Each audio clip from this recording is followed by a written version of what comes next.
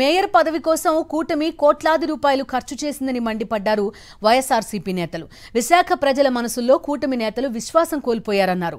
ప్రలోభాలు, బెదిరింపులతో వైఎస్ఆర్సీపీ కార్పొరేటర్లను కొనుగోలు చేశారన్నారు.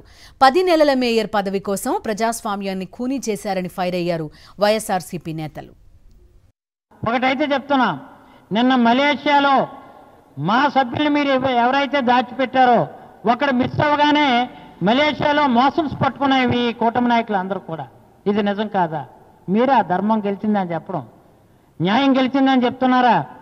ఎక్కడి నుంచి వచ్చినటువంటి వాడు ఒక పార్లమెంట్ సభ్యుడు అధర్మంగా మీరేంటంటే అధికార బలంతో మీరేంటంటే ఇంతవరకు కూడా ఎక్కడ కనిపించట్లే. చంద్రబాబు గారు మార్కులు సంపాదించేద్దామంటే రకరకాల స్టేట్మెంట్లు. నగర శాసనసభ్యుడు ఒకడు, పార్లమెంట్ సభ్యుడు ఒకడు, ఒక కులద్రోహి, ఒక యాదవ్ కులానికి సంబంధించినటువంటి మహిళని ఆ రోజు జగన్మోహన్ రెడ్డి గారు అవకాశం కల్పిస్తే నీతిగా నిజాయితీగా 4 సంవత్సరాలు పరిపాలన సాగిస్తే, ఒక కులద్రోహేమో మా దగ్గర ఇంకా కొలంబోలో ఉన్నటువంటి వాళ్ళు కూడా మాకు వచ్చేసిను మేము అట్టి పెట్టామని. మరి ఎందుకు ప్రయత్నం చేయలేకపోయారు? ప్రయత్నం చేశారు కదా, ఎందుకు ఒక్కరిని తేలేకపోయారు?